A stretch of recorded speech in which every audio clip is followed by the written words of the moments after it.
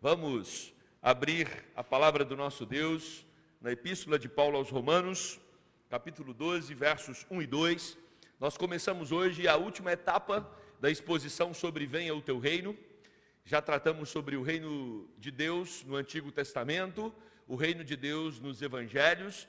Tratamos sobre a exposição de Apocalipse, em relação ao reino futuro. Já tratamos sobre a vida no reino e agora vamos tratar sobre o reino na prática. E para isso, para a abertura dessa série final, nós vamos expor todo o livro de Romanos. Eu vou expor todo o capítulo 12 de Romanos, começando hoje pelos versos 1 e 2. Vamos ler juntos esses dois versículos da palavra do nosso Deus?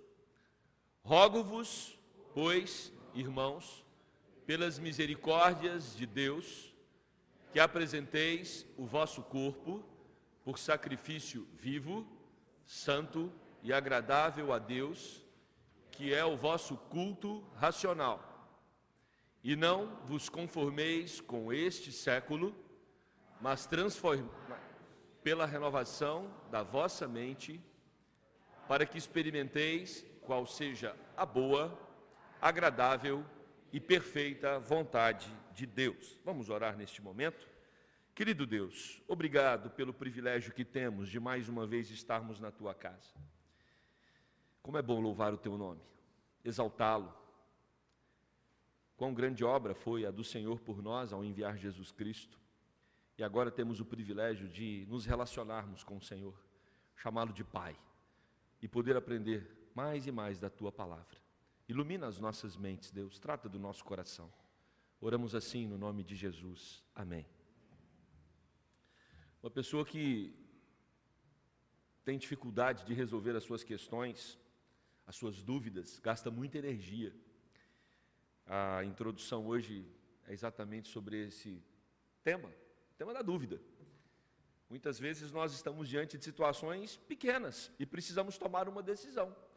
Isso gasta uma energia tão grande que às vezes, se tivéssemos tratado direto a questão, gastaríamos menos energia do que a energia que gastamos, psíquica, para decidir. Então, muitas pessoas, quando elas experimentam a dúvida com certo grau de intensidade, elas cansam.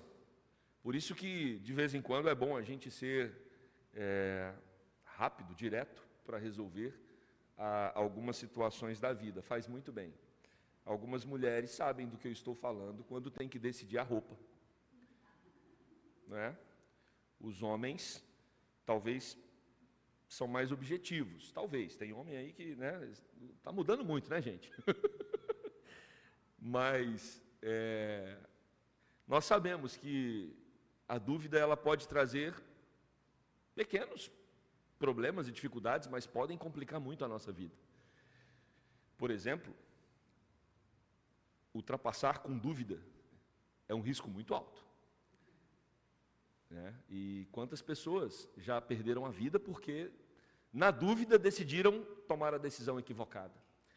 E a dúvida, então, ela pode ser algo pequeno, como a escolha de uma roupa, mas ela pode tirar a vida de alguém, como uma ultrapassagem. E na nossa espiritualidade isso não é diferente. Nós fazemos escolhas, nós temos dificuldades, às vezes somos encurralados por situações na nossa caminhada, na nossa jornada, ficamos em dúvida, fazer ou não fazer, ir ou não ir. E nós estamos diante de um texto que, dentro de um contexto mais amplo, Paulo está tratando sobre a santificação. E a santificação também envolve uma série de dúvidas. Como fazermos para nos santificarmos?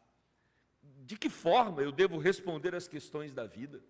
Como eu vou agradar a Deus? Quem de nós aqui que confessa Jesus não tem essas dúvidas? Será que eu vou agradar mais a Cristo tomando essa ou aquela atitude? A fé cristã também, ela nos convida a responder uma série de questões. Ir ou não à igreja, assistir o culto pela internet ou participar do culto presencialmente? Será que isso tem diferença? Eu tive muita resistência e você pode ir lá nas gravações que nós temos dos cultos virtuais. eu tive muita resistência para admitir que o culto acontece virtualmente. Se eu chamei de culto alguma das transmissões que nós tivemos, foi um ato falho, foi um equívoco, porque culto para mim tem que ser presencial. É claro que havia uma transmissão, havia louvores, havia pregação, havia confissão, mas o culto, ele é comunitário. E nós temos que tomar cuidado, porque a internet está engolindo o mundo real. A inteligência artificial está vindo aí, e vocês sabem muito bem que vai ser difícil a gente manter a nossa humanidade. Talvez a igreja vai ser o último bloqueio, né, para que os relacionamentos, as interações sucumbam. Porque a impressão que nós temos é que a tecnologia está invadindo tudo. E aí, muitas vezes, nós ficamos na dúvida. Será que hoje eu acompanho o culto pela internet? Não fica nessa dúvida, não. Vem para a igreja. Você que está em casa, é claro, se você estiver com alguma limitação física, algum impedimento, não tem como você estar aqui. Mas você que poderia estar aqui, estou te aguardando no próximo domingo. Porque senão, daqui um pouco, a gente começa a colocar em dúvidas coisas que não podem entrar no patamar da dúvida. Será que eu faço ou não faço? E a santificação é um tema que o apóstolo Paulo vai tratar aqui no capítulo 6, 7, 8, respeito de uma santificação como uma estrutura teológica. Mas agora o Paulo quer dizer da santificação no dia a dia, sabe? Amanhã é segunda. Como eu vou me portar na segunda, na terça, na quarta? É disso que ele vai tratar a partir do capítulo 6, e quando nós chegamos no capítulo 12, ele vem então com essas aplicações de uma maneira mais intensa, e ele vai falar, por exemplo, no capítulo 6, que a base para a santificação é Cristo. A santificação para nós, ela não é uma razão, nós não buscamos a santificação para obter alguma coisa. Nós já obtemos. Por isso a gente busca a santificação. Nós já recebemos antecipadamente. Deus já nos comprou, Deus já entregou Jesus. Então, a busca pela santificação, ela é uma resposta, né? É até mais do que resposta, é uma atitude que deve acontecer na vida de todos aqueles onde o Espírito Santo habita. Se o Espírito habita em mim, esse Espírito de Deus, ele se entristece, diz a Bíblia, quando eu não busco a santificação. E santificação, irmãos, às vezes parece uma palavra muito religiosa, né? E é mesmo. Mas santificação nada mais é do que entender que Deus é santo, ou seja, Ele é separado, Ele não se compactua com todos os princípios, tudo aquilo que está distante dEle, e eu, como alguém que busca a santificação, também vou me aproximar de Deus, abrindo mão desses princípios sujos, que não fazem parte da pessoa, do caráter de Deus. Então, a santificação é um processo de nos tornarmos parecidos com Deus, parecidos com Cristo, né? Viver de acordo com os padrões que Ele coloca. Na prática, é exatamente isso. E aí vem uma questão: como nós vamos saber o que Deus quer? Como entender a mente de Deus? Como entender quem Deus é? E o que Ele quer de mim? Às vezes nós não conseguimos entender os nossos pais. É muito bom chegar à vida adulta, tem as suas vantagens. Às vezes nós temos um saudosismo, né? Como era bom o meu tempo de criança. E era mesmo, mas não é fácil vida de criança. Porque criança tem que obedecer pai e mãe mesmo sem entender. Não é? Quantas vezes minha mãe falava, e eu falava, tá bom nada, né? Não sei se eu obedecia sempre. Mas, às vezes, a gente fica triste, porque parece tão óbvio aquilo que a gente quer como criança. E os pais decidem contrário àquilo que a gente tanto quer. Então, muitas vezes, nós não entendemos a mente dos nossos pais quando éramos crianças. E, muitas vezes, nas nossas relações, até conjugais, nossas relações entre os amigos, entre os colegas de trabalho, nós não sabemos ao certo o que o patrão está pedindo, nós não sabemos ao certo o que o funcionário está falando, não sabemos ao certo o que a esposa está querendo dizer com aquilo. Quantos conflitos conjugais, meus irmãos, quantos conflitos conjugais.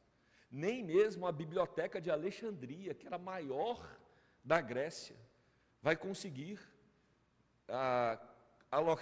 colocar todos os compêndios acerca de crises conjugais por causa do quê? Da comunicação. O marido fala uma coisa, a esposa entende outra. Geralmente o que a esposa entende é mesmo. É melhor que nós admitamos como maridos. E às vezes o marido pensa uma coisa e diz, e a mulher não entende. E quantas tensões nós já não vivemos nas nossas comunicações. E aí, quando se trata de Deus, então, qual é a nossa chance? Entender a mente de Deus.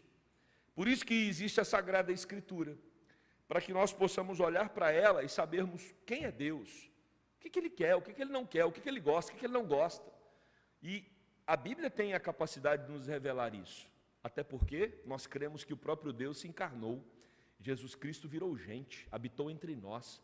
E quando nós olhamos para os evangelhos, nós temos o próprio Jesus aqui, pisando nessa terra, e compartilhando com as pessoas a respeito daquilo que Ele como Deus quer. Então, saber o que Deus quer é um grande desafio. Como conhecer a vontade de Deus? Para isso, se nós queremos conhecer a vontade de Deus, nós precisamos entender que a vontade de Deus envolve, primeiro, corpo e mente. Corpo e mente. O apóstolo Paulo diz: rogo-vos, pois, irmãos, pelas misericórdias de Deus, que apresentei o vosso corpo por sacrifício vivo, santo e agradável, que é o vosso culto racional. Duas palavras que eu quero pensar primeiramente nesse versículo: corpo e razão.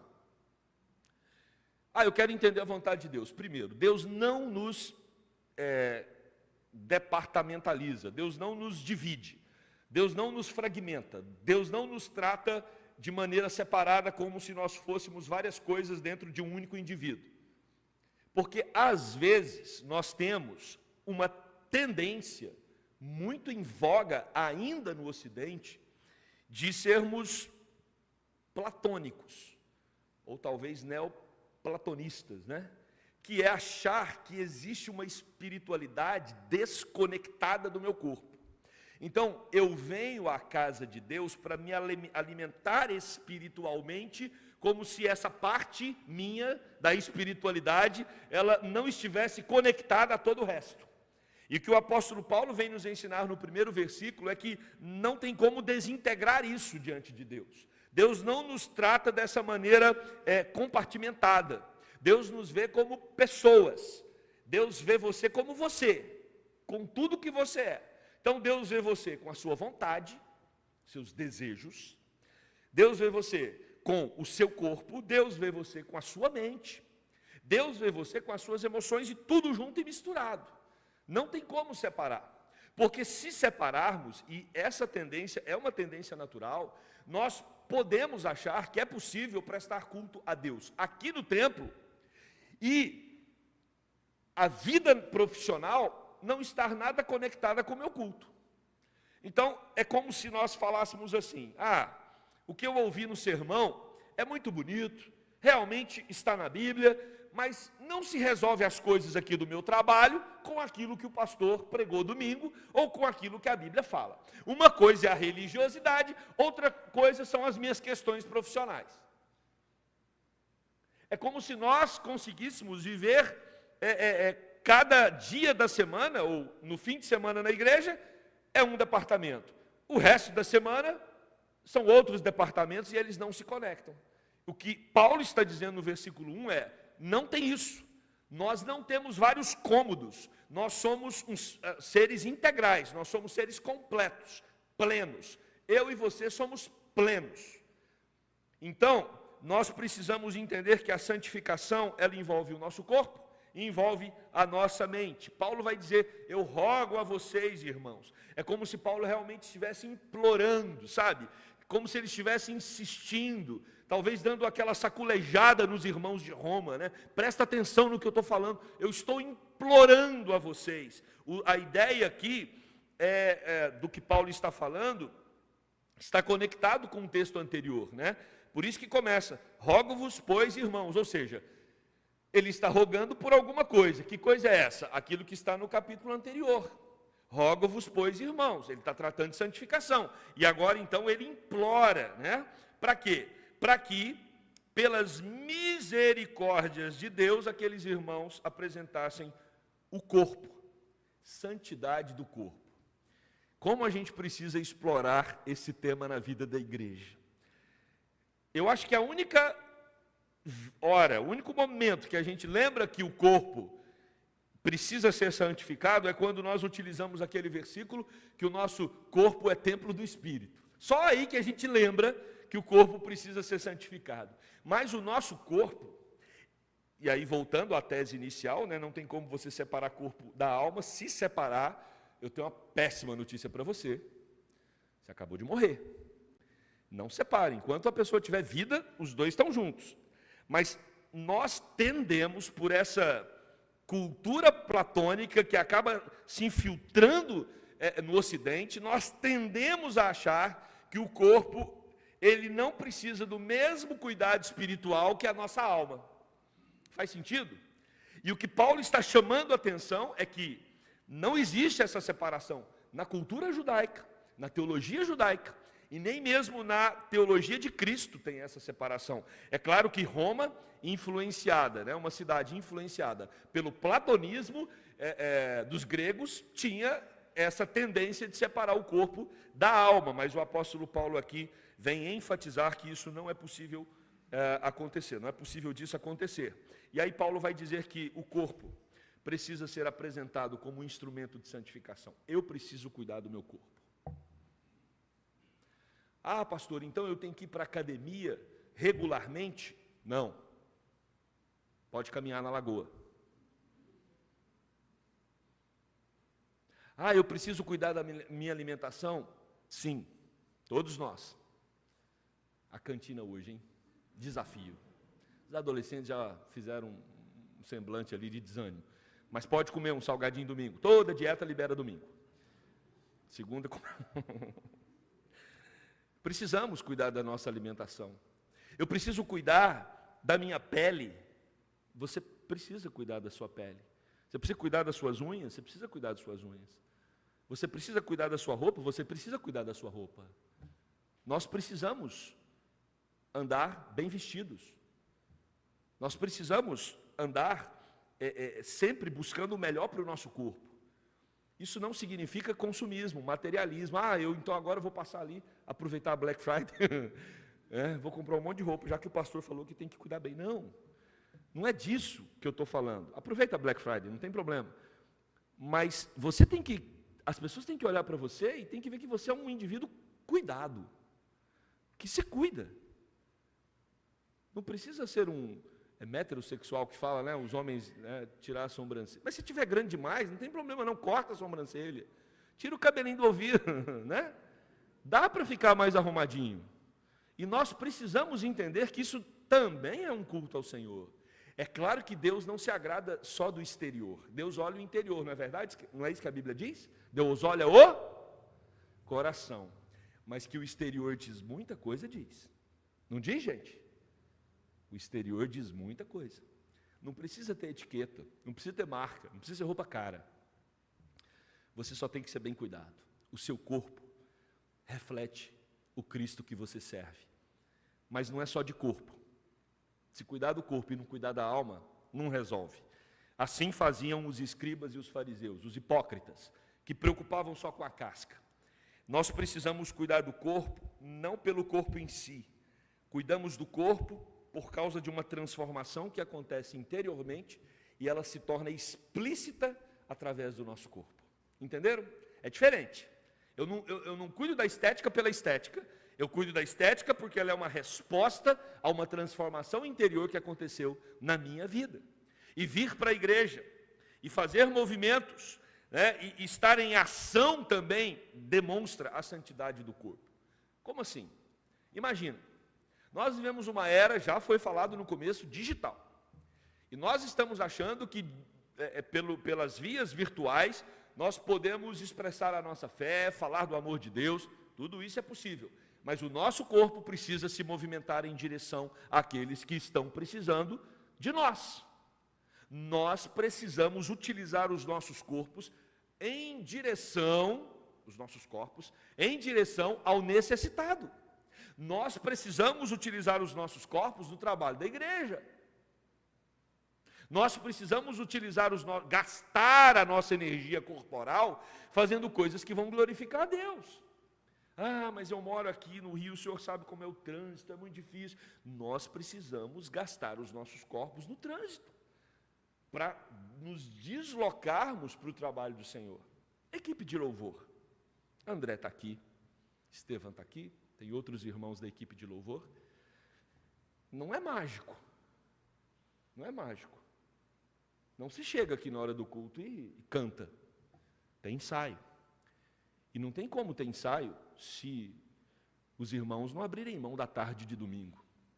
Vocês não sabem, mas eles chegam aqui às 4h. Para ensaiar com seus corpos. Não vem só o espírito deles. Se a guitarra começar a tocar ali sozinha, ou a gente expulsa o demônio, ou a gente sai correndo. Não é? A realidade é que os corpos estão envolvidos. A UPA preparou a cantina depois do culto. Eles vão estar lá. Não vai ter um botãozinho para você apertar e sair o salgadinho. Eles vão te oferecer o salgadinho. Os jovens vão preparar o ponto com domingo que vem. Não tem como preparar um ponto com sem usar o corpo. Então, o seu corpo precisa estar a serviço do Senhor. Não só a sua mente, não só os seus recursos, o seu corpo. Presencialmente, nós precisamos marcar presença. Como seria o nosso ministério de comunhão com a nossa irmã Olga e toda a equipe se eles não se movimentassem com seus corpos para preparar os nossos eventos de café, de festa? Como seria? Tudo envolve corpos, vidas, tempo de pessoas que se entregam para o serviço do Senhor. Nós temos trabalhos de jovens e adolescentes todos os sábados. São os únicos departamentos que trabalham todo sábado, toda semana. Precisa de corpos, de conselheiros que se dedicam para o trabalho, a diretoria, a equipe de louvor, pessoas que vêm fazer lanche. Não tem nada que me alegra mais quando eu vejo as mães de adolescentes na cozinha, porque geralmente a gente come uma pizza que pede, uma pipoca ou uma batata frita pronta, né? Mas quando uma mãe decide vir aqui, gastar a tarde para fazer um lanche caseiro especial no sábado, é outra coisa, é outra coisa. E se envolve o quê? Corpos. E por que eu falei isso agora? Para estimular essas mães, para continuar fazendo. Não desista não, Jesus está vendo. Você está envolvendo o seu corpo como sacrifício vivo, santo e agradável. Não é só aqui na liturgia, não é só aqui no púlpito. Todo mundo precisa fazer, precisa se envolver. Romanos 6, verso 6, Paulo vai dizer: sabendo isto, que não foi crucificado com ele, que foi crucificado com ele o nosso velho homem, para que o corpo do pecado seja destruído, e não sirvamos o pecado como escravos. Então, nosso corpo não trabalha mais para o pecado. Nosso corpo está em direção e funciona para viver em santificação. 1 Coríntios, capítulo 6, verso 13, parte B, apóstolo Paulo diz: porém, o corpo não é para a impureza, mas o corpo é para o Senhor, e o Senhor para o corpo. O seu corpinho tem dono. Jesus não comprou só a sua alma. Jesus não comprou só você na sua espiritualidade e te deu a vida eterna para a sua alma. Não, Jesus comprou o seu corpo também. Seu corpo pertence ao Senhor, precisa ser usado para o serviço dele. Por isso, Paulo agora vai usar a palavra por sacrifício. Nós não vamos nos matar, não há mais um altar onde o cordeiro é sacrificado, como acontecia no Antigo Testamento. Mas Paulo pega emprestada essa ideia do sacrifício lá, veterotestamentário, para dizer: o nosso corpo precisa ser usado como sacrifício. Ah, pastor, então eu tenho que tirar a minha vida, derramar o meu sangue? Não! Você tem que usar o seu corpo vivo. Sacrifício vivo eu estou a serviço do Senhor.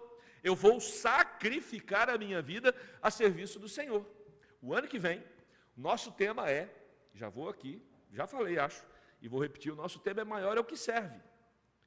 Não tem como você servir sem deixar as marcas no corpo. Não tem como você ser alguém na comunidade que vive na dedicação do seu dom e talento se você não se desgastar, se você não se consumir a serviço do reino. Por isso que é sacrifício vivo. Eu uso o meu corpo, não num altar onde eu vou derramar o meu sangue, mas eu uso o meu corpo na obra do Senhor, estando vivo, gastando os meus dias para servir a Jesus Cristo. E esse sacrifício, ele é vivo, ele é santo e ele é agradável, ou seja, separados para agradar a Deus com vida. Nós fomos separados para agradar a Deus com a nossa vida. E de que forma? Através de um culto racional, uma adoração consciente, não mecânica ou ritualística, mas racional. Envolve mente, razão e intelecto. Esse culto racional, ele está diretamente atrelado à responsabilidade. Não depende só da sua vontade, das suas emoções.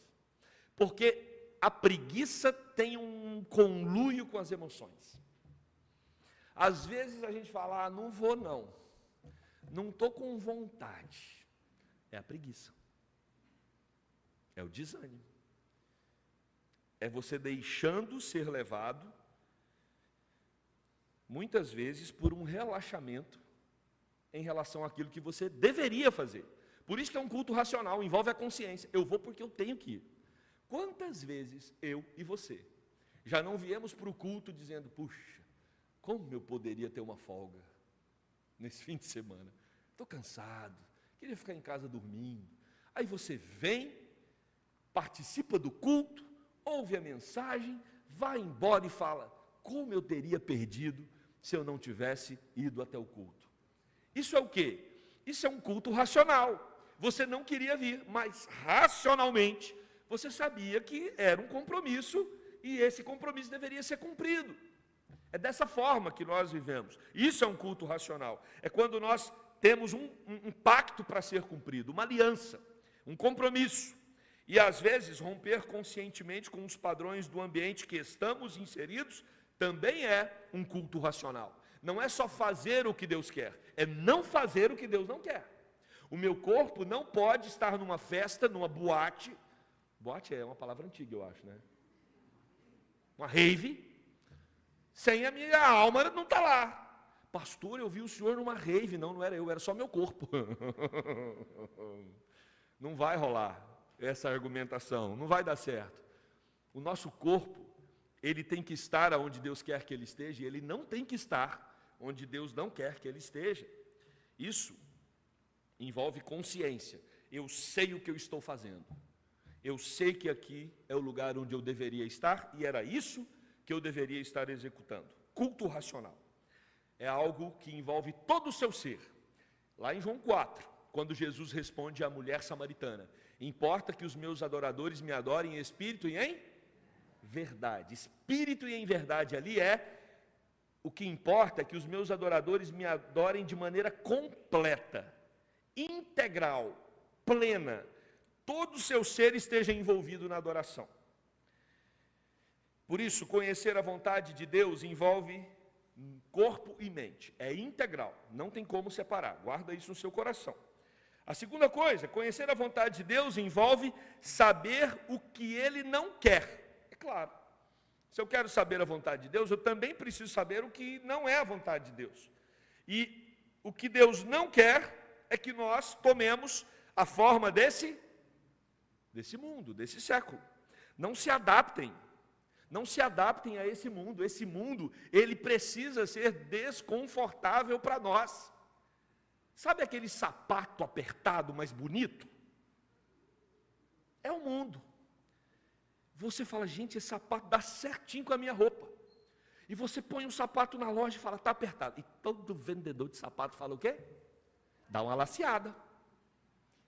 Mas você sabe onde está apertado? Ele, não, se for do lado, é claro, né? Sempre, se for do lado, vai lacear, fica tranquilo, leva.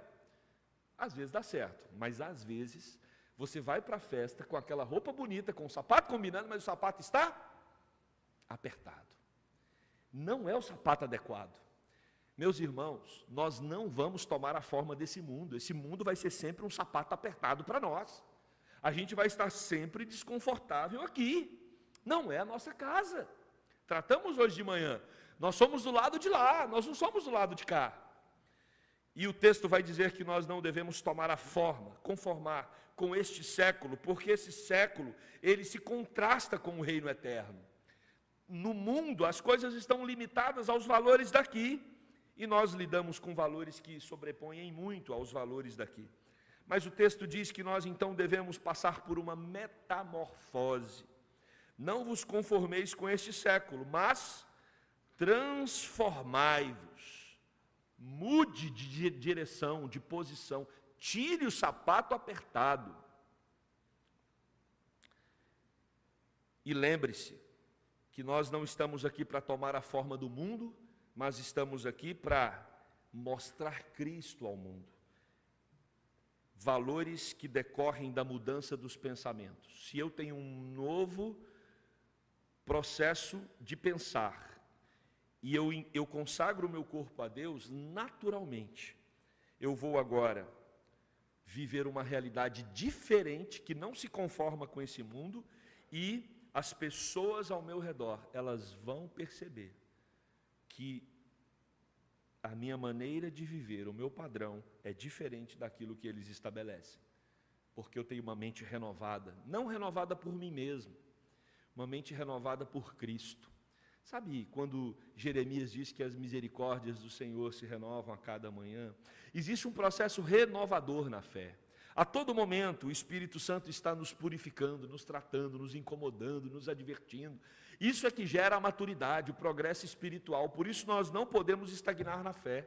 Temos que continuar nos alimentando, continuar congregando, continuar lendo a palavra, continuar envolvido na oração, continuar amando uns aos outros, porque é esse processo que vai nos ajudar na renovação.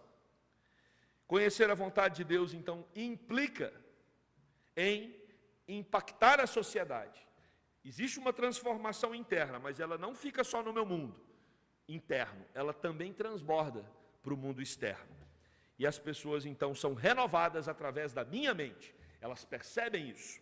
E, por último, conhecer a vontade de Deus envolve ter prazer na lei do Senhor. Olha aqui o que o apóstolo Paulo vai falar aos romanos. Para que nós devemos não nos conformar com esse século? Para que nós devemos oferecer o nosso corpo como sacrifícios vivo, santo e agradável? Para nós experimentarmos. E a ideia do verbo experimentar aqui no grego não é testar, quando você vai fazer uma experiência.